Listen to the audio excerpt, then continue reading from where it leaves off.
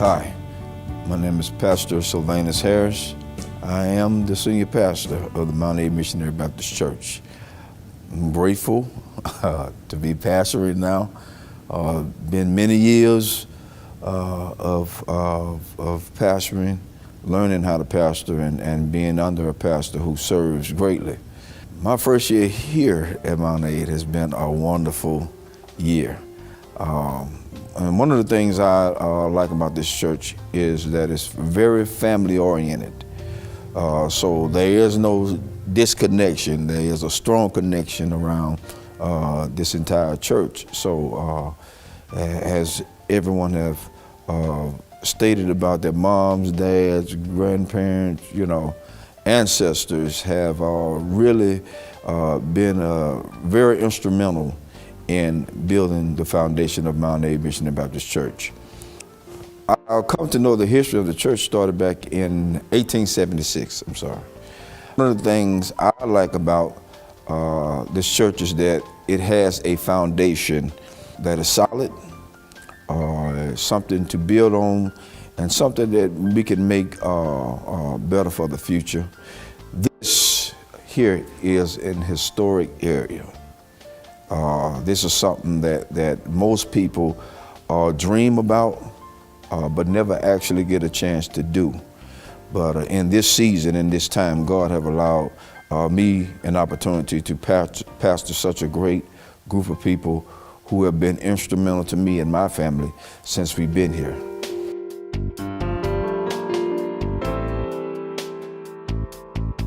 Hi, my name is Bernadette Douglas Dixon, and I was born February 4th, 1955.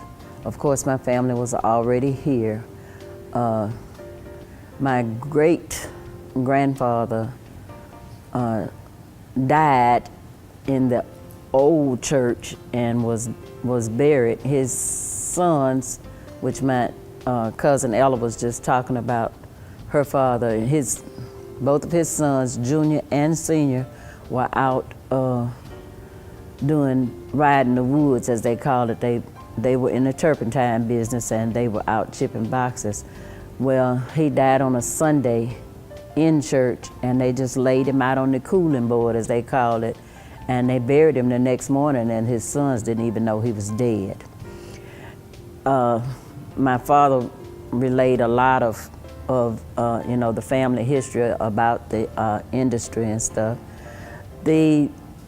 According to Daddy, the land was donated for the building of a church and cemetery for the community by a man named John Carter. And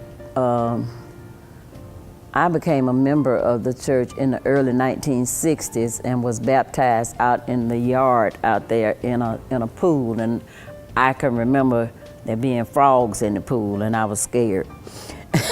After baptism, we had to come back inside the church and sit on the front seat. And then after church was over, we received what was called the right hand of fellowship. My little hands were very small, and it seemed like all those big people were just squeezing it, but it made a difference. My connection with the church has made a difference in my life. My great aunt, Melvina Douglas, as she was telling you, our four parents were very strict. I started teaching Sunday school as soon as I learned how to read. And so I stayed a member here at Mambc for more than half of my life. And then, of course, I grew up, I got married, I left the church for a while and went to another church, and recently came back home. My father was a cook, as they call it, and he learned to cook at the Mambc restaurant under Greek chef Kamanaka. And he would always refer to him as his first teacher in the cooking industry. This place around here used to be fields, And of course, everything is building up into houses now, but it used to be fields. And we walked from Spanish Fort over here to church. And either my father or one of my brothers carried me on their neck. We had to cross a log to come across the, what we call the big branch. And then we had to come up the hill. And at that time, like they said, there was no air conditioner or anything, but the windows of the church were open, and if we were running late, we could hear them singing before we got here. And we were always excited to be here. We'd come in and like she said, Uncle Senior was over to Sunday school, and once Sunday school was over, we had just a little bit of break before we came back in for the 11 o'clock service. Our pastor's name at the time when I joined the church was Reverend Collier. And then after that came, many others. At one point in time, my Uncle Lester, who was my father's brother, he was the pastor. My daddy, James Zirin Douglas, was the chairman of the trustee board. And my Uncle Jim Douglas, was the chairman of the deacon board. That was just for a couple of years. We had many active families in this church. The active families was, we had the Carrolls, the Jenkins, all of those older people were very important in our lives, and they taught us, the right way to live.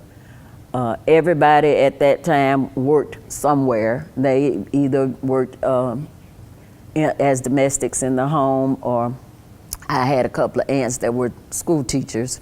I think Ella mentioned Aunt Letha. But we lived well, and it was because of the church. I remember Sister Knight and the others in the kitchen. They would cook for us for Vacation Bible School. We were excited to have hot dogs, sometimes popsicles. It was just a fun time for us. When this church was built, I was little, but I remember that we marched in the church. We marched from the old church up there, came down here, and marched in the church. My grandmother had planted a tree out there in the cemetery. She pulled it up on the way to church one Sunday morning, and she planted it, and she told my daddy, she said, when this tree gets tall enough to shade my grave, I'm gonna die. And she said, but the church won't be where it is now. She told him, she said it's gonna be a big white church and it'll be facing the highway. Apparently she had this dream. And the first funeral held in this church facing the highway was hers that in November of 1963.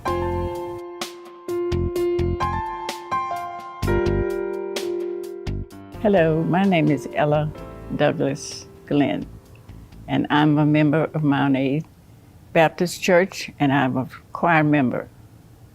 And my mother and father has deceased. My father was the superintendent of the Sunday school. My mother was a choir director. And we lived not too far from the church, but we were in walking distance. We had to walk through the woods to church, over a branch, and up the hill. We had one building. This is where our school was from first grade through sixth. And after we left school, I don't remember all of the teachers' names. I think one of them was named Letha Douglas, a cousin of mine. And this church is actually mostly family. When it was a new church, it was mostly family, and the Jenkins were here also, but they lived in Loxley. And we had a good time. We played outside in the dirt. We didn't have fans, we didn't have air conditioners. And when it rained, we had to go inside. However, we had a good time. As children, we played together, ate together, and worked together. After that, after I finished school in Daphne, I left. And the church never stopped, because when I came back, after we retired from service, I came back, the church is still here. However, this is a new church. We went to the old church in my childhood.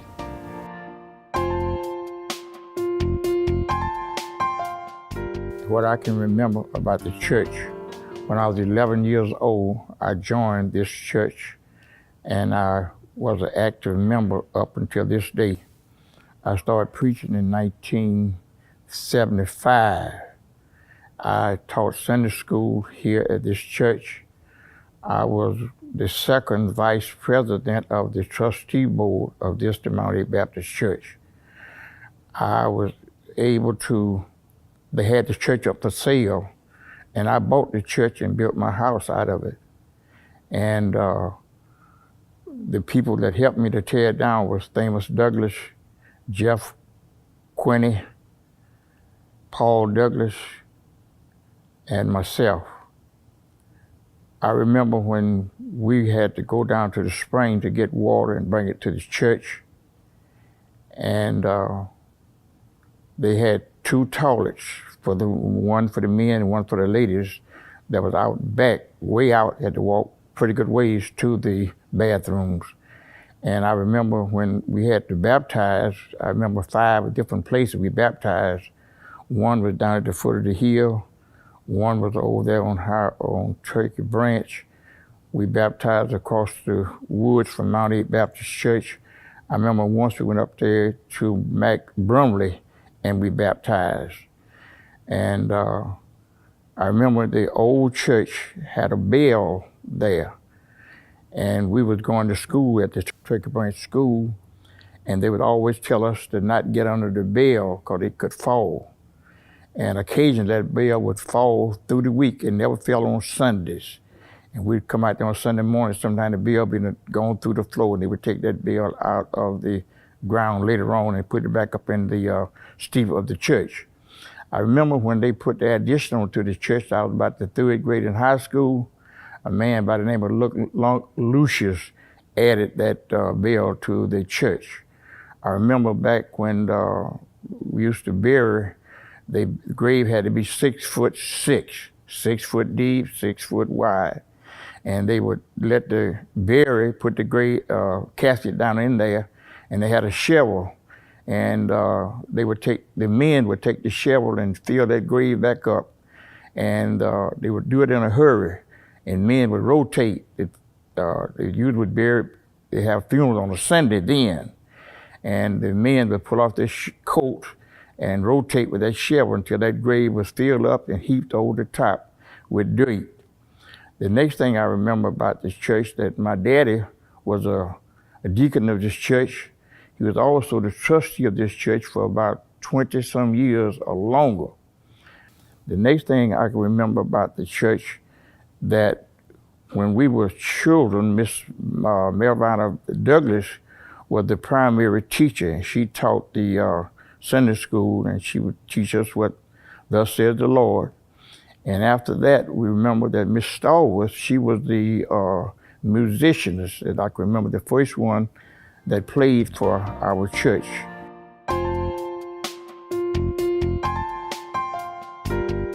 My name is Shirley Ann Carol Scott. And I was born and raised at my early years in Baldwin County. And my mother and my father were with us and whatnot, but then things happened and they were separated a little bit. And so we ended up, my brother and I, one of my brothers, and we came back here and came to Baldwin County, stayed with my grandmother. And she had 13 grandchildren in the house. and we lived up on Highway 31. My brother and I walked from up on Highway 31 to the school that was over there. And even the interstate that you see the car ripping and running there was not there. But we would do that, walk through the woods. And then things turned, and my mother got sick, and she had to go to Marianna, Florida, I think it was, to go to a sanitarium. So I had to come back here again and stay with my grandmother. And I was there going to school until I graduated, and I was blessed to be able to go to college, Alabama State in Montgomery. And I finished the course there, and I came out, and I was, then I went to college, and I got a teacher's certification. And as I would go and do, I learned how to do so much in reference to the children, and I would try to help them all I could. And I was a member of this church, and eventually I would work with the choir. I'm secretary, and several other activities that were going on in the church. And after my mother passed, it kind of stunned me, because as I wanted to grow up and do so I could do for her, and she wasn't here.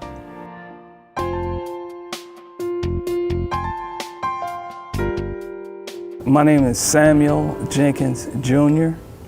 and I'm a trustee and a deacon here at the Mount Missionary Baptist Church. I'm a third generation being a member of this church. My grandfather was one of the people that helped purchase the area and build the first church that was here. And my grandmother is I never knew my grandfather, but I knew my grandmother. Her name was A.T. Jenkins, Amelia T. Jenkins. She was very instrumental while I was growing up as a young fellow. The pastor that I can remember as far back as I can go is Reverend Collier, and he was the one that baptized me in that swimming pool. And just like Minister Douglas said, it was tadpoles and frogs in that pool where we got baptized in. I'm 65 years old. I was born January 5th, 1955, and I've been here all of my life. Went off to college to Alabama State University and returned. And I served on the usher board. I've been taught by Reverend Longmire. I've been taught in school by Sister Scott. So our church history really is something else. My grandmother would line us up, all of the young men in the church. She would line them up. She would sit on the second row in the church, and she would line the young men up. I'm talking about, I say young men, but I'm talking about 8, 9, 10 years old on that front row of the pew. And you would have to sit there and listen at the preacher. And if you turned your head to look over at the other one or started to talk, my grandmother could thump you so hard upside your head it would bring tears to your eyes. And everybody knew that, so we'd sit there and just be attentive and listen at what the preacher, a lot of times we'd fall asleep. But at the end of the sermon, she would always ask each one of us, tell me something the preacher said. So you had to pay attention for a little while so you get a sentence or something to tell her, because she wasn't going to be pleased if you didn't have anything to tell her about what the preacher said. These people were strict disciplinarians. They wanted you to do what was right, and they didn't tell you anything wrong. They were leaders, and they wanted you to be leaders. And to this day, I know of none that have gone off to prison that came up in this church. I know of none.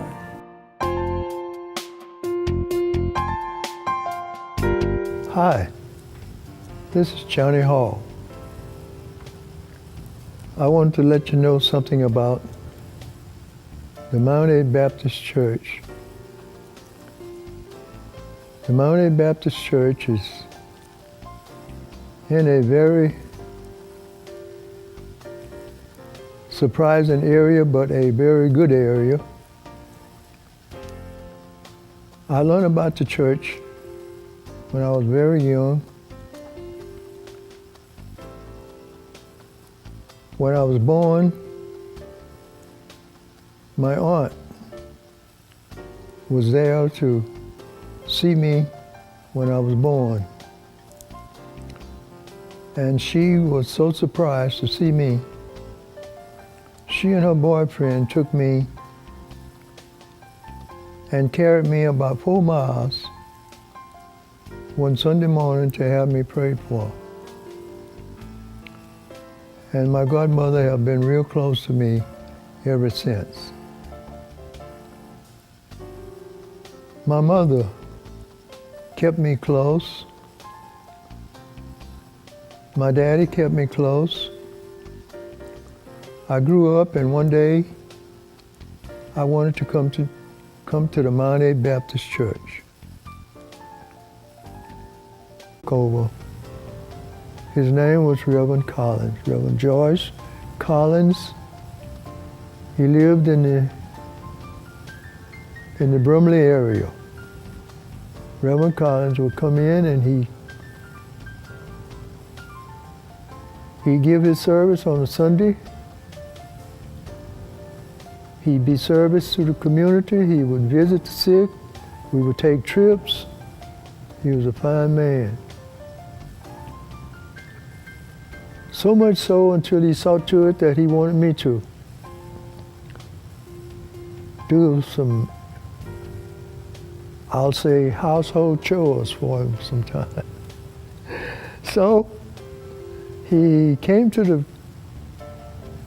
place where he wanted to call me every time something went wrong in his house. So much so that I became just like a servant to him. And I was always close to him, all through the community. And wherever we went, wherever we go, whatever I had to do, but we became so close until he started inviting me to his house to do the repairs around his house. I did that for years and years. Whatever it was, or whatever he wanted me to do, because he knew I was very instrumental in that type of work, because I did it all my life.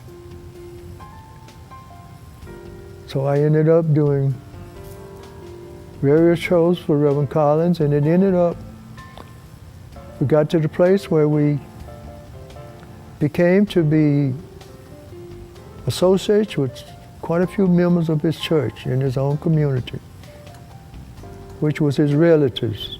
I got a chance to deal with his whole family. His wife, his mom, his children, and a lot of his friends. I'd go into the area whenever they wanted me,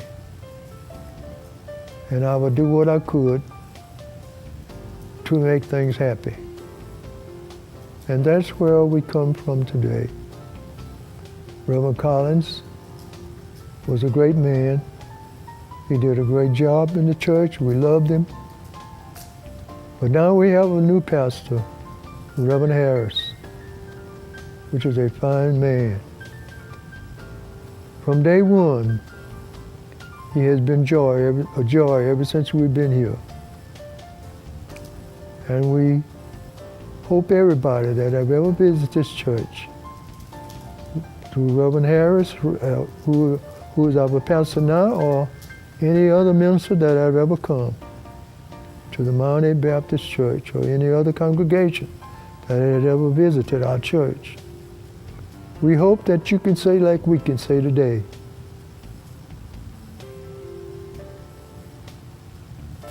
well done, well done, well done. Thank you.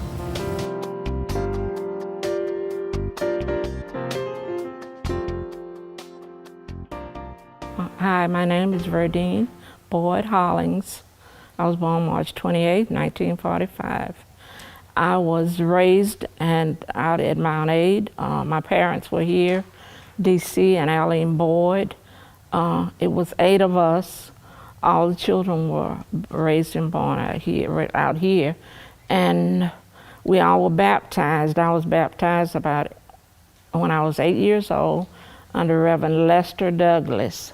They had a pool out back. I was baptized out there. My sisters, the older ones, was baptized in a creek down the street on CC. They called it the CC Road. And then several of them was baptized down the hill right there. It was a creek down there that they were baptized in. We walked to church every Sunday morning. I lived between Highway 31 and 90, and my sisters and I and James Zetta Quinney and Marjorie Hall, Lena Mae Quinney, and Jeff, all of us would walk all the way from 31. They'd come across 31 down to 90, and we'd walk all the way up Highway 90 to church every Sunday morning, time for Sunday school. It was also a Martha and Sis. They were the Douglases. We lived all in the same neighborhood, but we'd walk out here every Sunday morning. And a lot of times we'd be coming to church. We could hear Uncle Rita, that was James Zetter and Marjorie's daddy. We could hear Uncle Rita singing, "I'm going through" before we get here, and we'd be running, trying to hear Uncle Rita sing. It was awesome that. My grandfather also, he was out here. Frank Austin, also Uncle Rita and them, they rode horses. Every morning on Sunday morning, they'd have that wagon.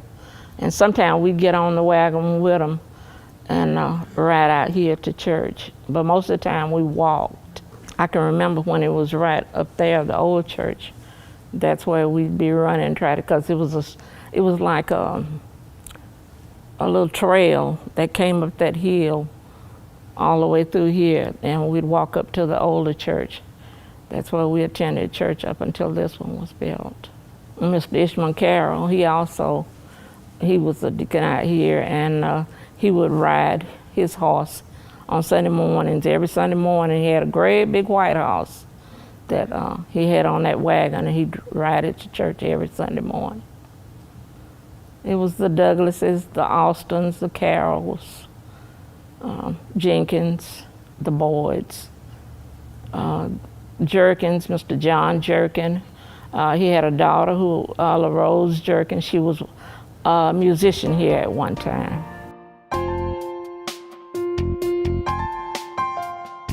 William Cyprian Sr., as I said before, I'm currently the chairman of the Deacons Ministry here. Now, I can't really tell you about any history, but I can tell you, about the time that when I first got here, which was in 1990, I believe. My wife is originally from this area, from Loxley, Alabama, and we arrived here, I believe it was in 1990, January of 1990. We came from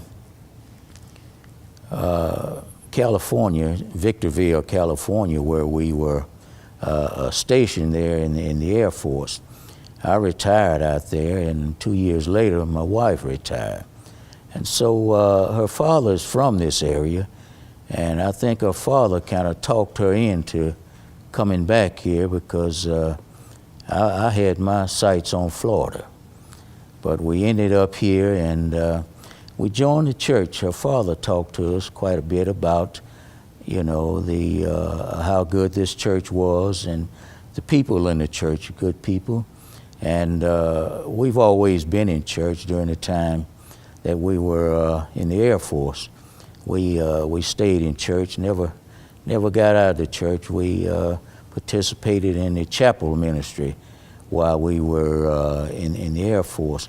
When we retired, we came home, and again, as I said, we talked to her dad, and her dad talked us into joining this church, and I think that was in 1991. Year after that, I became the chairman of the deacons ministry. Remained chairman for, I think, about 10 and a half years. Took a break, then another individual became chairman. And he left and went to Florida, South Florida. At that time, the brethren voted me back in as chairman of the deacons ministry, and I'm in that position now. And I've enjoyed it very much. I like working with people, but I'm very concerned about folks working together and getting the job done. Very concerned about that. And that's what we have here now. We have people that works together. And that's what I strive for every day, working together. You know, you can get more accomplished when you work together, and that's very important to me. And we have a good bunch of folks here at the church, and that's what we strive for. But what I will say, you know, I've enjoyed the time that we've been here. You won't find any people any better than the folks that are here in this church. And I do believe that's why the Lord sent us here instead of Florida.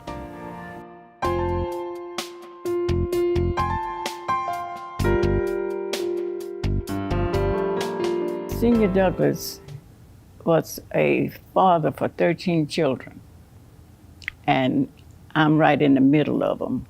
But we all were members of this church. And he was so strict when we were younger. He could look at you. If you were out of place, you jumped back in place. He was just that strict. And my mother used to tell him all the time, "You're too strict on those girls." He said, "They are mine. They're my girls. I want to raise them right." And he did, out of the 13. And when he got ready on Sunday morning, he would lead the way, and he made everybody get up and have breakfast around the table. But he prayed so long, the food got cold. But we still had to eat it before we left to come to Sunday school. And we stayed at church all day. Sunday school, 11 o'clock service, BTU service, and I don't know what else. But we had a lot of fun. He raised us right. Out of the 13, I don't know if any of us has ever been in jail. I was born July 12th, 1933, and I was raised here in Baldwin County, and the creek down here where we were baptized, some of us were baptized. And in the creek, we didn't have a pool to be baptized in. Snakes were there. We had to, when they put us in the water, we still looking for the snakes on each side. Because everybody, and we were raised in the country, but I'm still afraid of a snake. That's the only thing I think I'm afraid of. And if I see it first, he's a dead one. I don't play around with snakes. But anyway, we had a good time.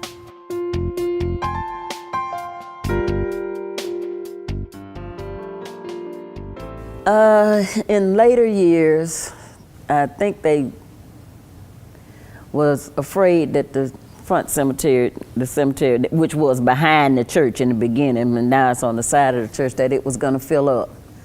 So they started another cemetery for non-members of the church who were members of the community in the back.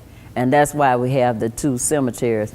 We are all part of the same families, but just some people that are not members of the church, then they are buried back there, which I think is the prettiest place because it's got the most trees, but that's the reason.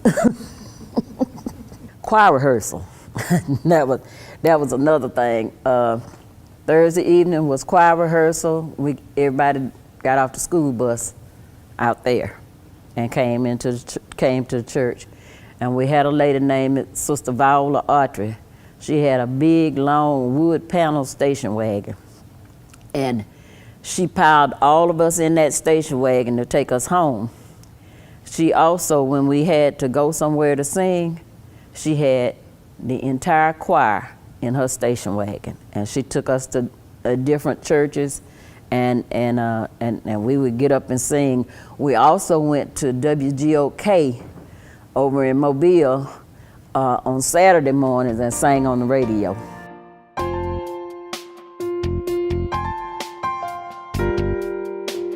And the first pastor I remember was Reverend Scott from Admo. And the latest pastor we have now is Reverend Savannah Harris. So I could remember from then up till now all the pastors. And we can say this, that Deacon Hilliard Jenkins, he was the chairman of the trust of the deacon board. And I never seen a man that the people admired as he was admired. He was, they really respected him as well as he was the pastor. Whatever he said, there was no question. He just said it. I remember one time we was out here digging up the stumps out here at the church. I was operating a backhoe, and one of Deacon Carroll was somehow he got in the way, and I took the backhoe and switched it around real fast, and that bucket hit Deacon Carroll, and he fell to his knees. Blood came out of his eyes, nose, mouth, and I just knew he was dead. But by the grace of God, he went to the hospital, stayed about a week, and he survived. And he lived years after then. I remember also when I was a little boy, you could count the cars on one finger that was here at this church. Men came on horsebacks, some people came on wagons. And the next thing I can remember about this church, when I was tearing the church down, there was an accident right down this, at the highway we came to the church, and a man was killed.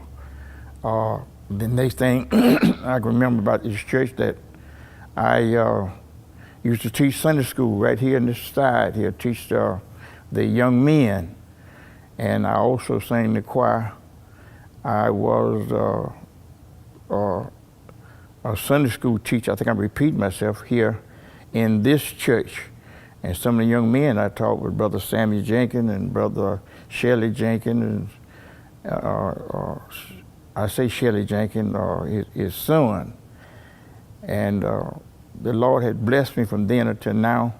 I've been preaching for 45 years. And I remember Sister Scott, she was the secretary, that made out the license and signed my name on the credentials. And now it has almost faded out down through the years. And I can say that my father was the one that picked this spot for this church to be built. Reverend J.C. Collier was the one from Pensacola, the one that built this church.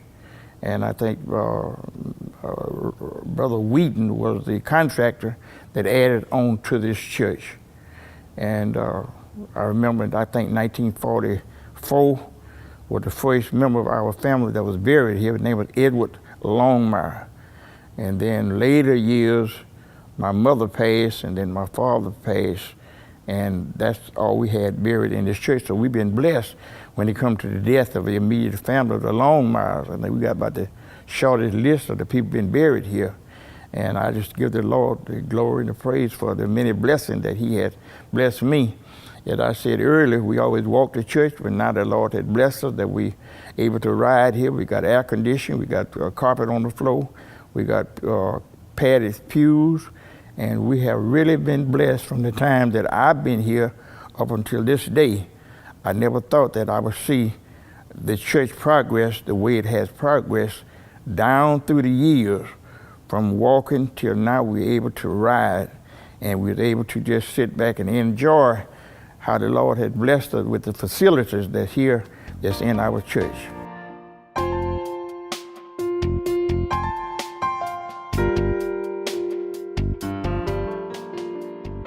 Well, as I said, my brother and I walked, and some of us, same thing happened when we had to come to church.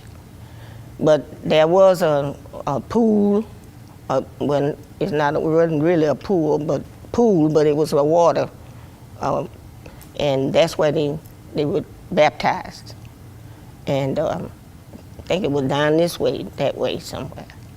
And the church was facing this way at one time, and then it turned up and went the other way. So, but everything was still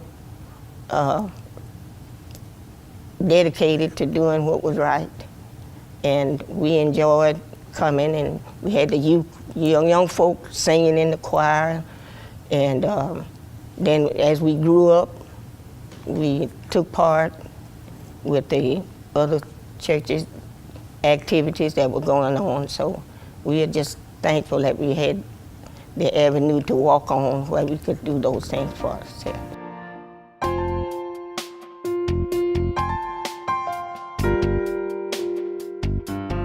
My dad was a very dedicated man to this church. He was on the usher board and also chairman of the trustee board for a long time. And I have that position now, just recently been in that position. And I got some big shoes to fill. My dad was the first the only black county commissioner that we have had in this county of Baldwin County. And he's got a highway that's named after him that runs right in front of this church. He was very dedicated to his church, and my mother was also. She sang in the choir and everything. And all of my brothers grew up here. My mother had 5 boys. 2 of them are deceased and 3 are still living. All of the descendants all of my dad's brothers, siblings, and everybody have passed on. The last one passed on earlier this month. So that was the last one. My granddad had 5 boys and 3 girls. All of them were very, very successful and pillars wherever they went within the world. They were stationed all over the world. And they constantly would send donations back to the church whenever we had special drives. Ever since I've been here, this church has always been financially stable. Ministers never left here without being compensated. We've always, matter of fact, we paid our bills on time, and this church, we always paid bills off before they matured. And from what I can remember, I was told that used to be where we've got the fellowship hall was a school, and the church had donated it to the state to be a school, and my grandmother taught at that school. So my family has got a long history of being here at this church. The windows were open at the old church, and there was a lot of church going on in there. People used to get, ladies and men used to get happy in church when the preacher would say something that touched their hearts, and ushers would have to come and sit them down and fan them to get them back calm. I think it was a way of relief from the pressures that person had gone through that week, and then to be able to let it out and then be charged up by the minister and move on for another week. It was oppressed, and but we kept moving on. Our ancestors did, my grandmothers, my dad, and we didn't even know that we were really being treated not equal because of the love and the care that they showed us. I mean, we thought we were, well, we knew we were cared for.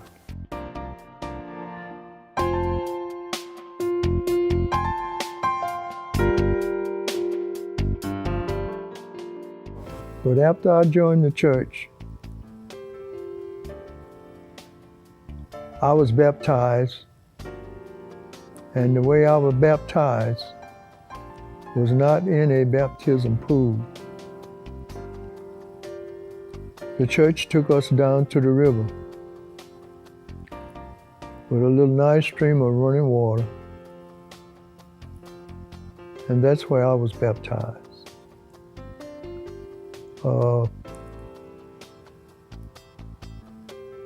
Our church eventually, we had a big storm,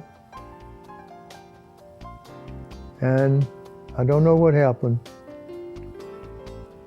but the big bale fell through the steeple and damaged the church. So after then,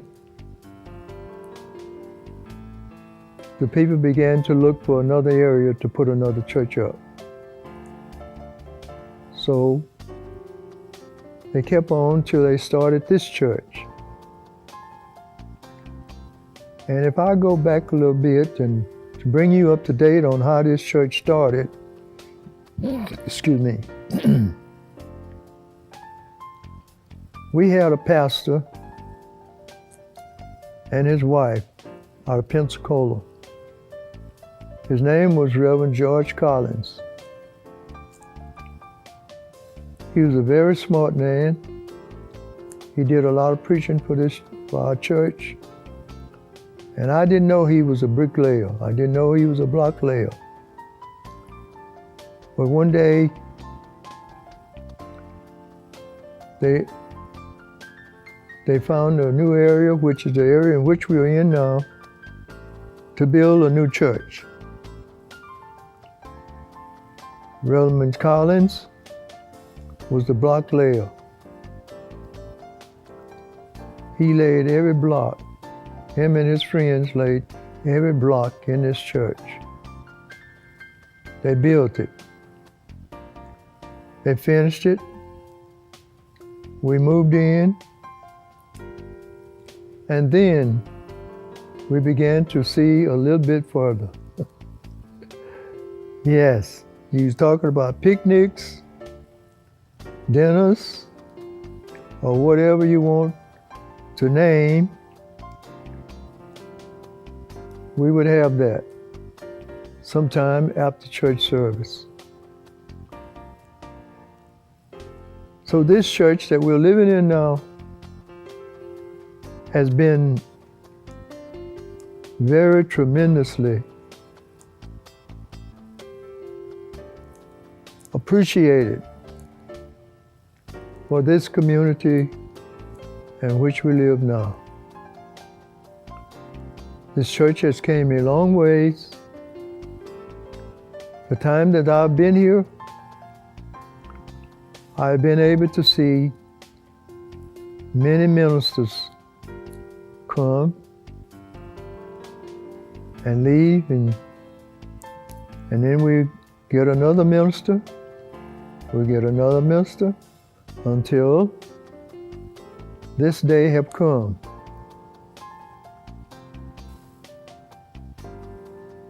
This church, as I grew up in this church, I was very instrumental.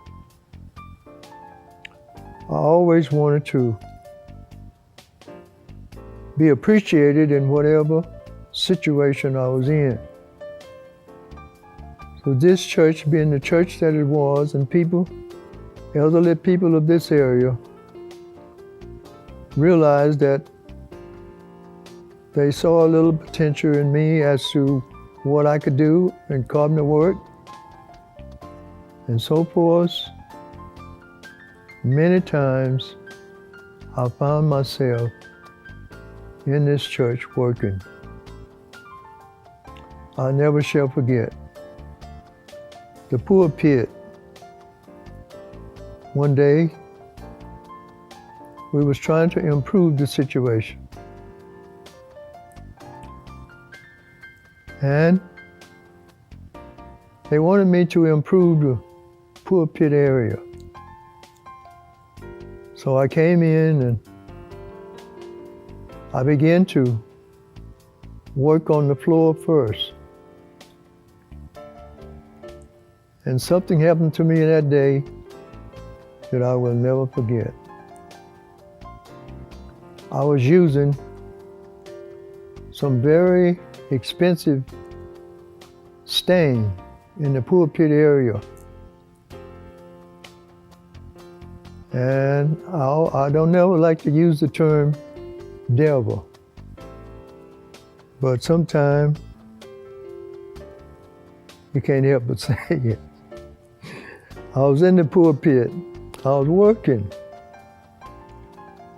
and all of a sudden, it's a good thing I had my drop cloth. I had my drop cloth down and everything over the pulpit, and I was working, and all of a sudden, that stain that I had using on that pulpit tried to turn over on that floor. And when it did, I caught it. And I was so pleased when I caught that varnish to keep it from staining the area on that pulpit. Then we got a pool. And the pool decided that they wanted the pool area redone. They wanted me to do it. I said, yes, sir, I'll do it.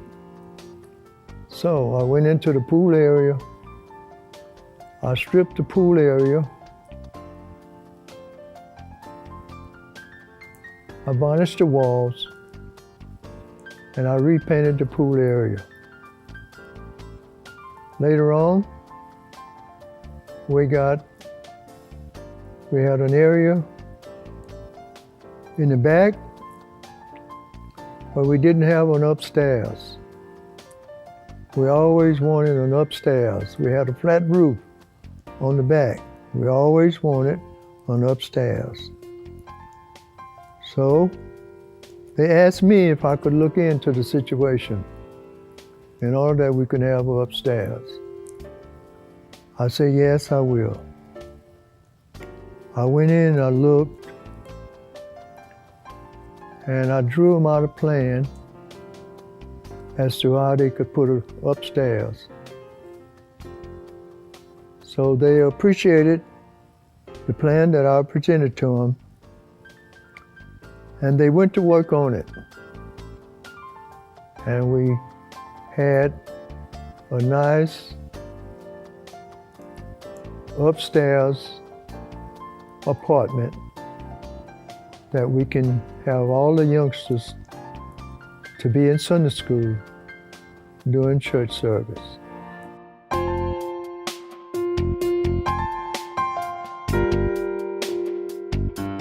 I want to say that we have 9.5 acres. It was acquired back in, like I said, 1876 when the church was first built. The first building was actually built, I want to say, like maybe over on the, I guess going toward the east side of the land of the property, or where the cemetery is now in the front. At the latter part of the years, they built where we're sitting at now. And the next building after that was remodeled and built in that same place. But I want to, and I'm just speaking for future reference of the church, because people need to know where we're headed in this season. You know, we want to, this here is in an historic landmark. And we want to be able to show people of all cultures.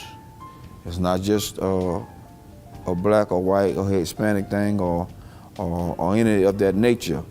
It is for everybody to see the history of where we come from. But don't just linger on the history. We got to learn to build upon it. And so that's what we're doing, we're building upon it. And we had some real good people who was very instrumental in us being here. But going forward, we have future plans that are going to be taking place. I'm praying God's blessings upon everything that we undertake to do, and it's for the kingdom of God.